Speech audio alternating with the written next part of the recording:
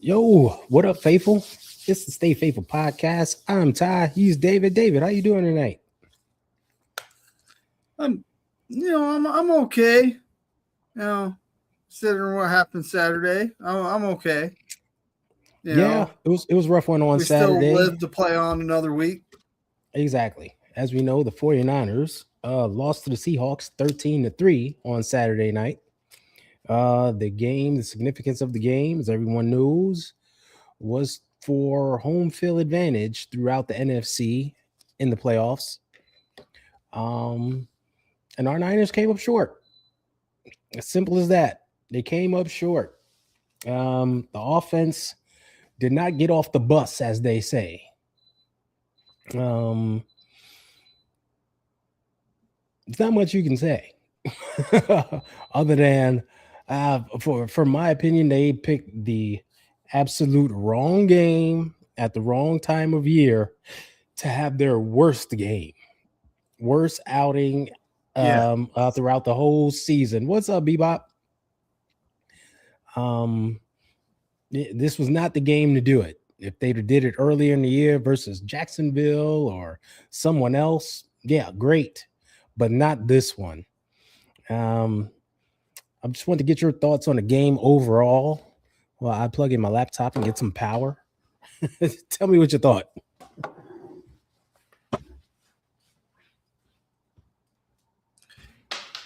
Well, I'm just wondering, like, what kind of game plan did we have here? Because we rolled in,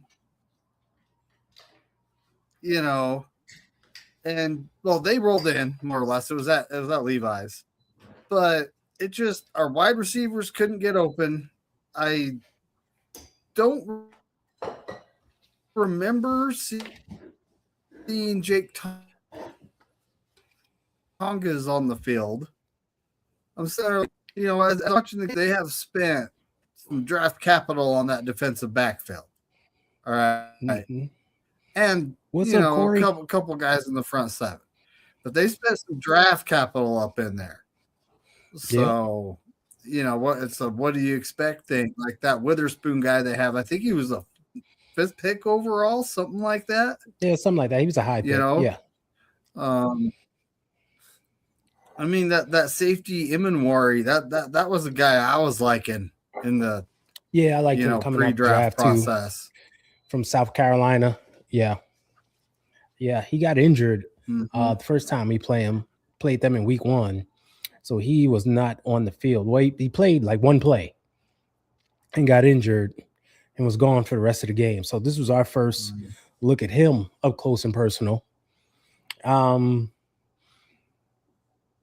But yeah, it was just blah. It was just for the whole offense. I can't blame one person, one thing. It was just all blah, right? And it kind of reminded me of the first game too. Yes. In the first game, the offense was blah. It was a boring game, to be honest with you. Like, we scored on our opening drive. I'm talking about game 1 here, and if you recall, we didn't do much of anything the rest of the game. It was just blah. Of course, until the end of the game when we had the go-ahead touchdown, the go-ahead drive and a touchdown by Jake Tongas. We kicked the field goal to tie it, and then the go-ahead touchdown. So other than that, it was blah. And it's like, does their defensive coordinator, the defensive coordinator is the head coach, really, does he have Kyle's number? Could we not really do anything? That's crazy. It was crazy. Corey, we're going to get to the Eagles game. Hold on, buddy. But it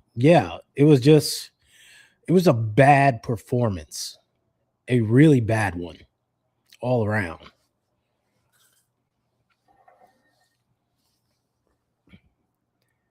Bebop says couldn't get no rhythm running the ball.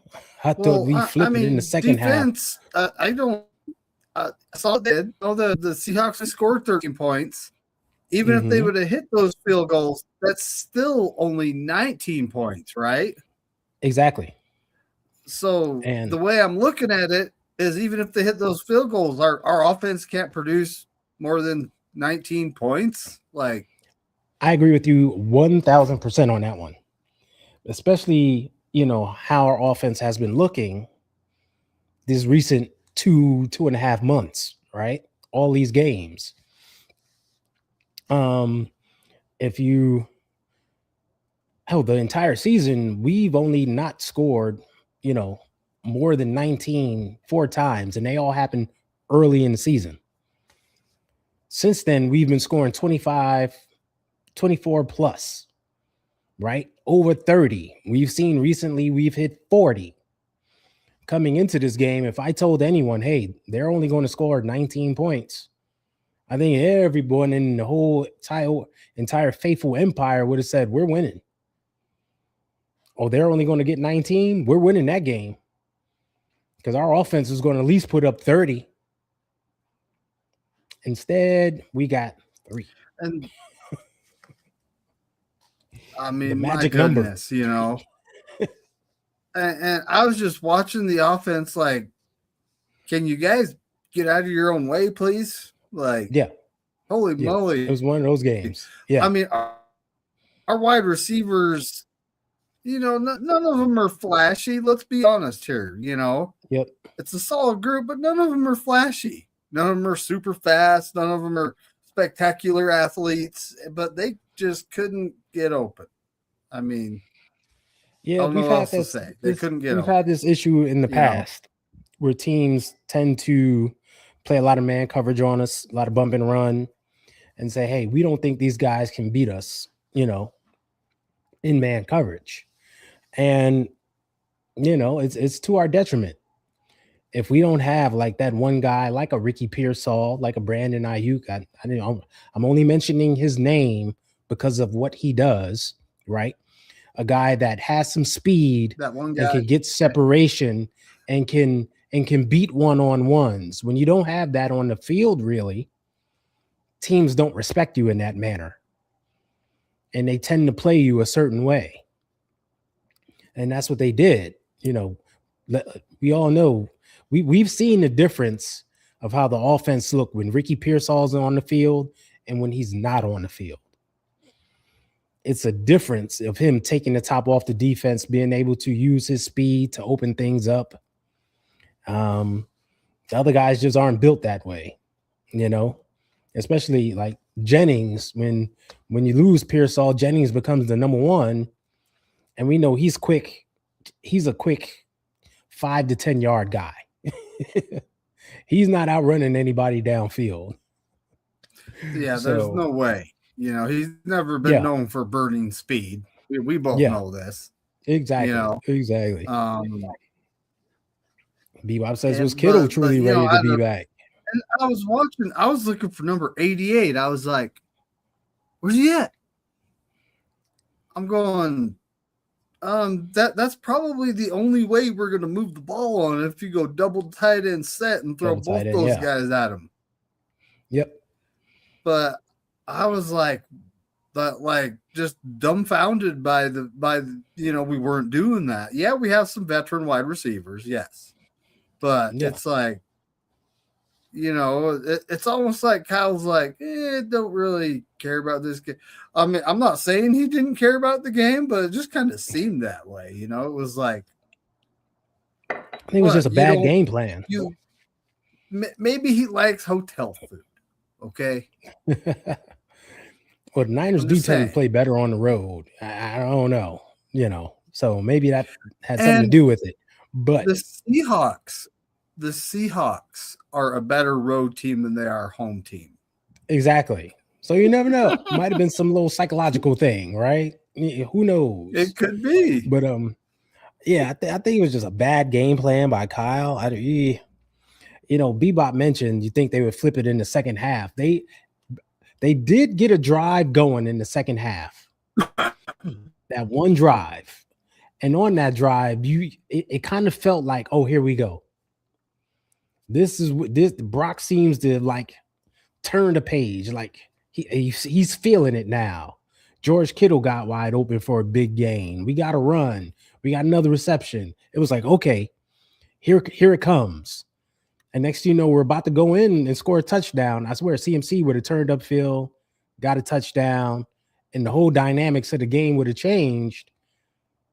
Instead, what actually happened is the dynamics of the game changed the other way. And that was kind of a microcosm of how the day went. Like, the ball just didn't bounce our way. Yeah, you say what you want. Man, it really didn't, and when that play happened, I was like, yeah. No. I was looking at my TV like, serious. Hold on a second. Is this someone playing a joke on me? Mm-hmm. No. Yeah. No. It was like, and before that was the Sam Darnold, remember, fumble where he tripped, fumble, literally laid the ball on the ground for us. Once again, the ball just didn't bounce our way. Get on it. Yeah, Gross Matos was right there. It hit both of his arms. It just didn't bounce our way. We just couldn't get it. It was one of those bad days, just all around. And if you didn't notice Seattle's offensive game plan, they were running the ball, and Greg Zabel, that guy, like, a lot of people had second round grade. Oh, he's from a small school. That guy he's good.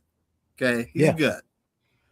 But they basically did not rely on Sam Darnold to take them to the win here. No, not at all. And it's kind of like what we used to do with James. With James, yeah.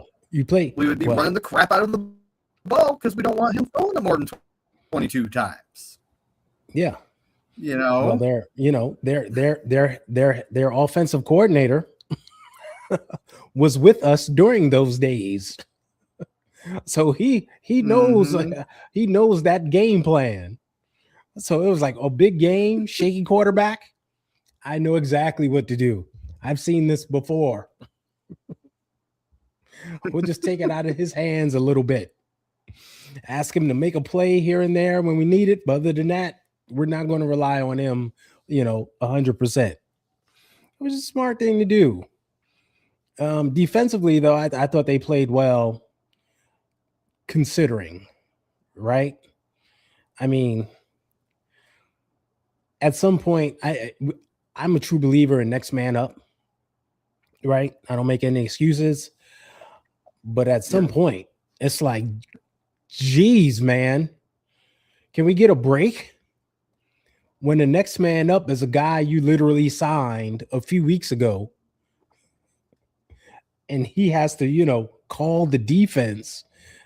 It's torture. It's torture. When I saw 43 and 49 on the field together, Curtis I was Robinson was inactive for this game. Yeah, which was shocking. I was going. Which was shocking. It was like, wait, they made him inactive, but buddy. I mean, but the new guy, the woolly guy, is active. Why? That was a head scratcher right there. Turns out we could have used a Curtis Robinson. He's a special teamer. Well, right? Yeah, but we needed more than a special teamer out there. And I'd rather have him with some playing experience who knows the defense instead of a guy who just got there. Like, I'm watching the game and I'm like, 49? Who the fuck is 49? Is that John Chapman or somebody? Who the heck is that? Only fans wear 49 number 49 jerseys. Like, who is that? I was like, Wallow. Oh my God. That guy hasn't played a game yet. Why is he out there? Oh, it's bad. It's bad. Well, I'll be honest with you. In Bethune, I'm not dogging the guy, but I liked how our defense was playing when we had Curtis Robinson in the middle there. Yeah. I mean, I'm just being honest. Well. I liked how they played when when he was in there. Yeah, Curtis didn't hold up well versus the run. That's the difference between him and Bethune. He didn't hold up as strong in the run. The way Bethune does, and that's Bethune's game. Coming downhill, making tackles, enforcing the run game. That's what he did in college. As we see, that's what he's doing here in the pros. So that's why they chose, Bethune over him. I get that. But to choose Wallow over Robinson is the head scratcher. Remember, Robinson was inactive because Wallow plays special teams, yeah. Like, what's more important, special teams or defense? Like, and I'm just looking at it like you guys went into this game with Bethune, Winters, Gifford, and Perkins, and the special teamer. Yeah, you're like, I'm just saying, like, and then we lose two of those guys. Lost them both, and the starters. Gifford's kind of iffy anyway. Yeah, like exactly. In coverage anyway. In coverage, we know he's trash. He's trash. So now you're down to Perkins, who just got here a couple weeks ago, and Gifford and the special teamer Wallow. Like, yeah. When we started the year, I was looking at our linebacker and core like, man, this is going to be a strength. Now it's like, who's left? Mm-hmm. Yeah. That's exactly the question. Who's left?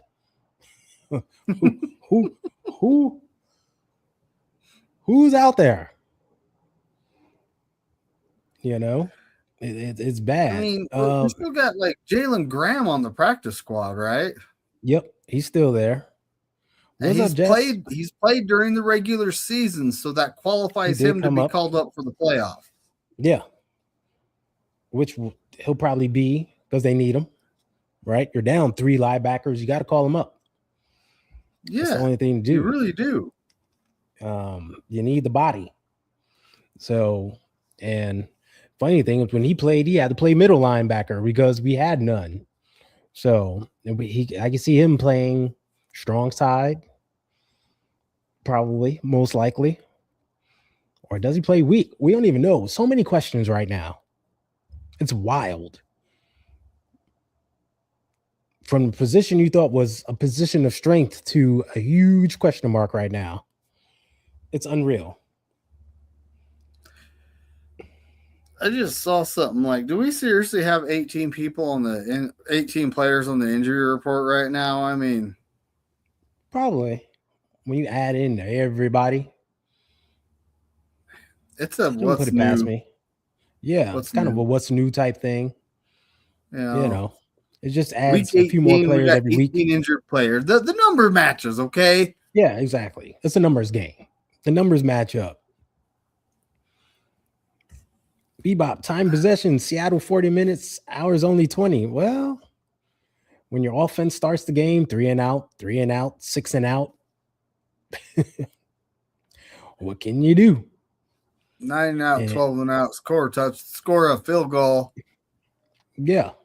Right. I mean, it didn't get much better than that. 3 and out, 4 and out.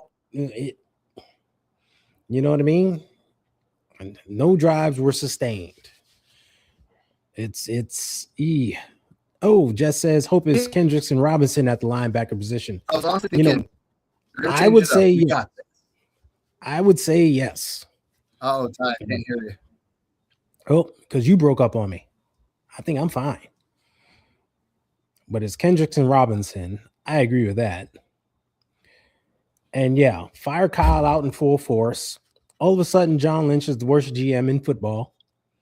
He can't draft. He can't coach. Can't do anything. Can anybody out there hear me right now? If you can hear me, give me a yup. What in the world is I can hear you, David. I can hear you. So I don't know what's up. They all of a sudden start working?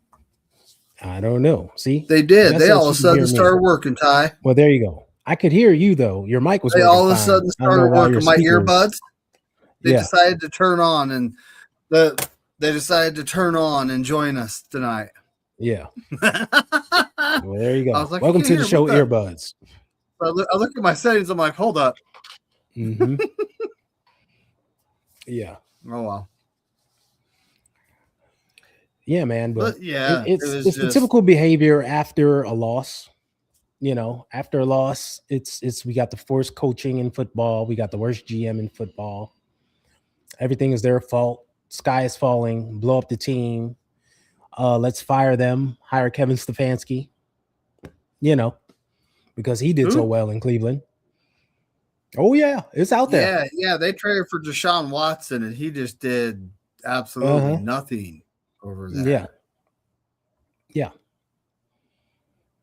So it's unreal. But silver linings, people. We gotta look at silver linings. The season ain't over. We're still in this thing. We are in the playoffs. We're still competing for the Lombardi as of this moment, right? And we're going to Philly, a team that we know. All right, they know us a little bit. Both teams have changed a bit, but they're not world beaters. They're not the hottest team in football. They ain't all that. Exactly. Yeah, they're really not. They can be beat, and we've beat them before. Mm-hmm. So, you know, as long as we execute, we can compete. And once again, if you think about this team, this season, whenever they've had a loss, they've bounced back with a win, right? There was no 2-game losing streaks this season. Whenever they had a loss, they bounced back with a win, a nice convincing win at that. It was a strong win. It was good play, right? You saw the team rebound and come together. Our last big loss, this game wasn't even a big loss. It was just 10 points. Our last big loss was to the Rams. Since that Rams game, the team has been rolling. That's when we won 6 in a row, right? So if we have the capacity to lose a game and then go on a winning streak, we certainly can do it again because we've already done it. So it's time for them to regroup, come back together, and get this thing done. Dang, Steve-O, you think the Ravens-Steelers game last night was better? It was they were going at it. I will give them this. That last quarter they were going at it. It wasn't the full back-to-back end-to-end game like ours was, though. Ours was a full 60 minutes of nonstop action, scoring, this and that. Theirs had a lull in there. It was, oh, no, punt. Oh, no, punt. You know, ours was nonstop. It was like, sheesh. Theirs heated up in the fourth quarter, and they had some huge, big plays that made you go, wow. So that's what made that game good. I don't think it competes with ours, though.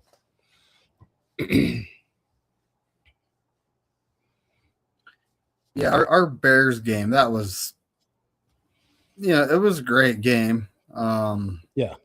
I'm a big preferer of us just blowing a team out so I can relax. But, yes. Yeah. Well, hey, David, remember last week I said what I wanted to see from this Seattle game on Saturday night was a blowout.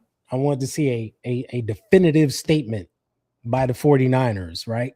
Make it a statement game. Let everyone know we're not fucking around. Unfortunately, that didn't happen. No. Didn't go our way. An egg that was in the shape of a 3. Yeah, exactly. Yeah. That was rough. That was rough. But we got the opportunity to do it this week, right? Come out with a strong showing, make a statement this week, let everyone know it was a 1-week fluke. Because every year we have that type of game where we lay an egg. If you go back to last season, It was that Rams game on prime time. Once again, the worst time to have a bad game, right? That was a game to keep us in the season, keep our playoff hopes alive. We got to beat the Rams. We scored 6 points that night. Eerily similar, right? Different situations, but the worst time to have a bad game. So these games happen every year. I believe his team will bounce back, be strong, and we'll give Philly hell. What did Corey ask earlier about Philly? Corey asked me how to feel about the Eagles game on Sunday. I feel great. I feel we match up well. We can do our thing against them. Like I said, it's no surprises. They know us. We know them. We can beat them. They're not world beaters, right? No, they're not. As much as they say. I mean, just a few weeks ago, their fans were yelling to fire their coach, get rid of everything.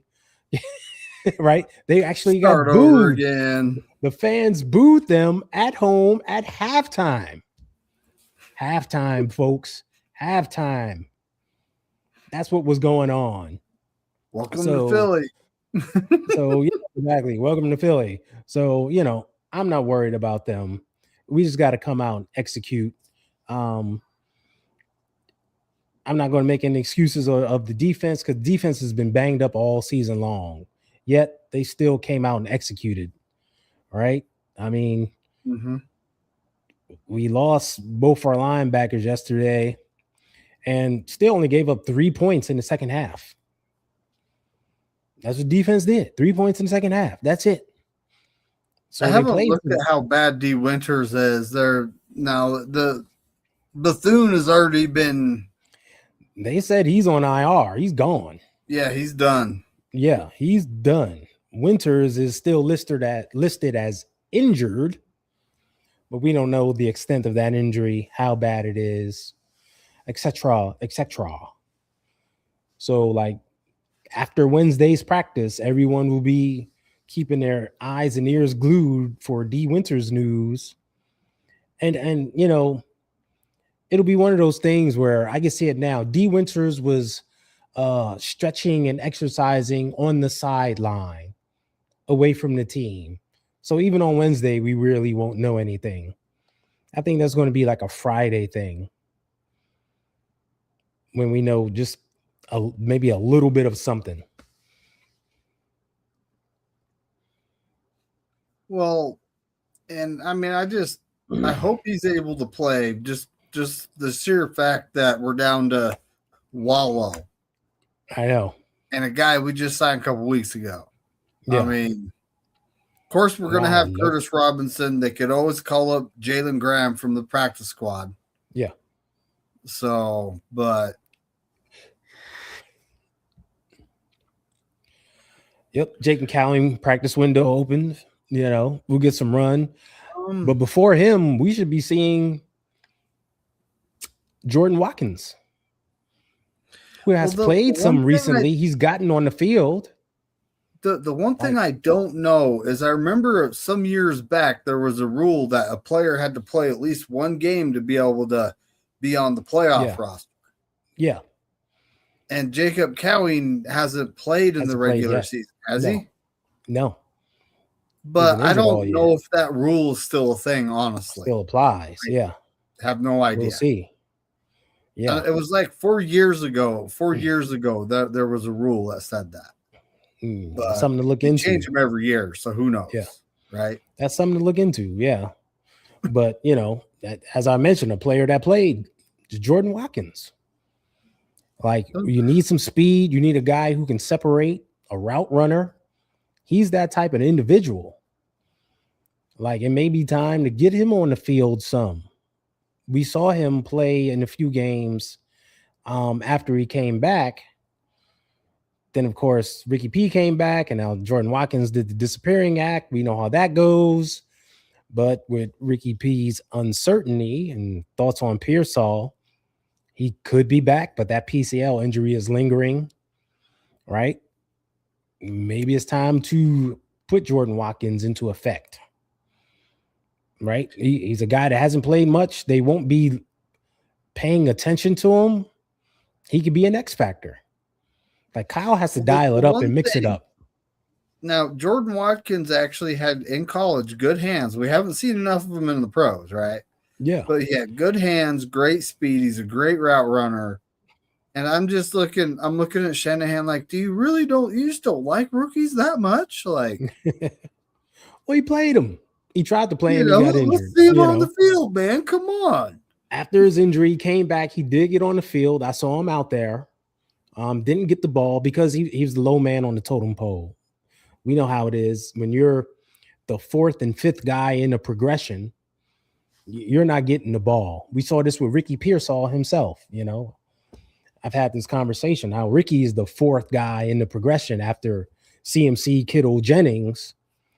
You don't get the ball much when you're behind those guys. So unless Kyle actually elevates you to the number 1 or 2 spot in the progression, like he's done, you don't see the football. So it could be, I'm telling you, he could be an X factor. You put him in the slot next to a Jennings or somebody, they double team him, they double team Jennings, and you could let Jordan Watkins run wide open. It can happen. It can happen. Or you put him next to Kittle. You know they're going to pay tons of attention on George Kittle. And of course they will. But that's when you bring out his running partner, Jake Tonges. You can bring out take Jake Tonges as well. I'm a huge Jake Tonges fan, so I have no complaints about that. I'm a big Jake Tonges fan. It's like we've needed a guy like that. We've needed a guy that can go. We can put in a 2 tight end set and make team go, uh-oh.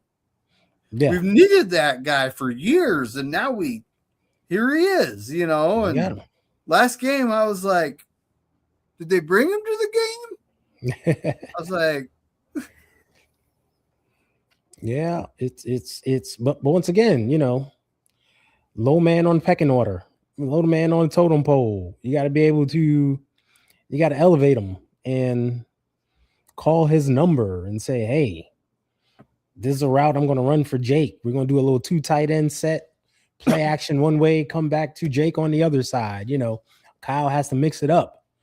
The offense runs well when everyone gets involved. And right about now, with the injuries and, guys nicked up and we're kind of just fighting along here, I think you need to call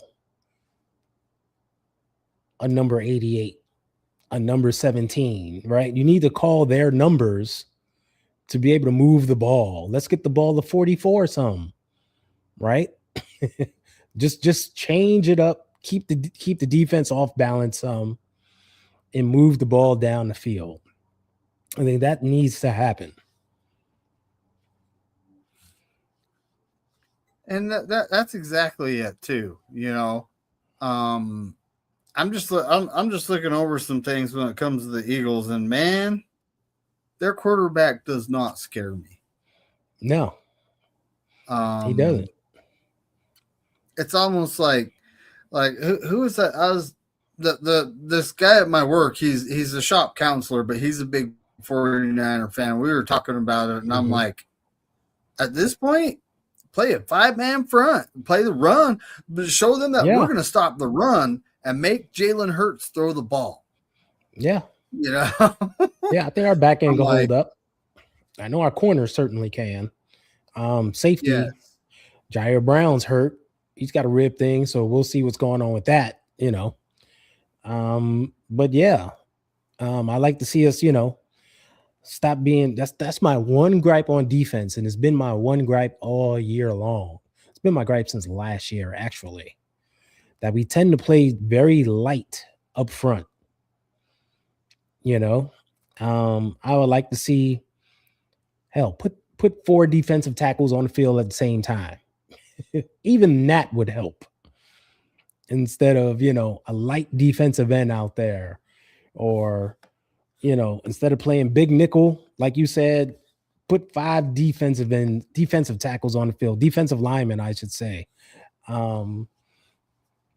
It's makes me cringe. But yeah, show that thing to stop the run. Why is Hurts' helmet so high on his head? It's annoying. I know. It's like you can't get it to fit right. It sits weird. It's one of those things. And maybe it's because they run that stupid Philly Fister play so much that he's looking to protect his head more. Maybe he has an airbag on top of his head in there. Something. It's who knows? QB record is a myth.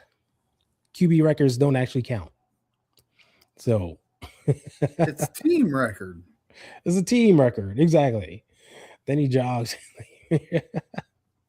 He's a weird cat. He never smiles. Every face is the same. He's like that bad actor that every role, he's just the same person.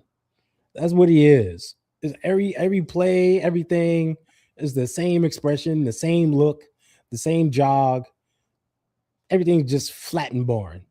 I'm sure he's a wonderful person, but everything is just flat as an iron board. What can you do? I mean, well, I'm glad we got who we got. Talking him up. Oh, Jalen Hurts is a great quarter. The guy hasn't now. He threw for 3,200 yards this year. Like, what is the NFL average now? 4? Yeah. Like, I'm like the guy is literally below average in most categories. What? Why are you guys saying he's great? Because this really good team he's on went to the Super Bowl? Well, yeah, but you're going to hear that all week. They're the defending champs. And rightfully so. They are. I get it. But have they played as such? Do they look like defending champs? Do they look like a team where you're like, oh man, they could repeat? No one's saying that. No. Nobody. Right? None. Now, granted, they were sitting guys, but they just lost to Josh Johnson and the Washington Commanders. Yeah, no pride. Well, look at the teams they've lost the games earlier this year. There's games they should have lost earlier that they snuck by. Got a little help from. So, like I said, they're not scaring anybody. They're not doing anything. Great O-line. Their O-line. Go ahead, David. You were saying it. I was saying it too. Yeah. Their O-line has not been the same as it has been. And us having no pass rush is a fallacy. That's false. Everyone says that because they look at the sack numbers. There's more to getting after the quarterback and having pass rush than just sacks. All right. You want to educate yourself on something? Go calculate how many forced throwaways we've produced. How many times we've pressured a QB out of the pocket. Look at those things. You'll get a totally different respect for the defensive line. And, Alfred Collins getting his hand up and batting out on the pass seems to be batted passes count too. Yeah. We don't get many, but having a big, 6'4", 6'5" guy in there that can do that certainly helps. I've seen him listed at 6'6". Yeah, I know. He's just a large human being, right? But yeah, he's a big guy. That's something they teach. If you can't get there, get your hands up. Get in the passing lanes, bat the ball down. And it's good to see a young guy like him pick that up and be able to do that because it helps. Hurts won't even blame himself for a loss. Dude is just flat. Just boo. He's a flat line. That's to be his nickname, flat line, because everything is oh man.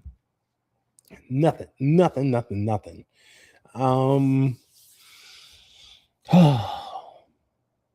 It's rough to talk after a loss, especially one we had high hopes for.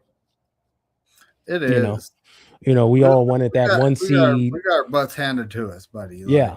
We all wanted that one seed. We all wanted to beat Seattle just because it's freaking Seattle. I don't care who's on the team, who's coaching the team, what the turnover is. you always want to beat the Seahawks no matter what, especially at home in your house. But like I said, at least our season isn't done, right? We got a whole lot more to play for. So can't wallow in the mire. We got to strap up and get ready for Philly on Sunday. And that extra day of rest is going to loom large for us. I can say that. Because we need it. That is true, too. I mean, we really do need it. We need to get Trent Williams and Ricky Purcell back.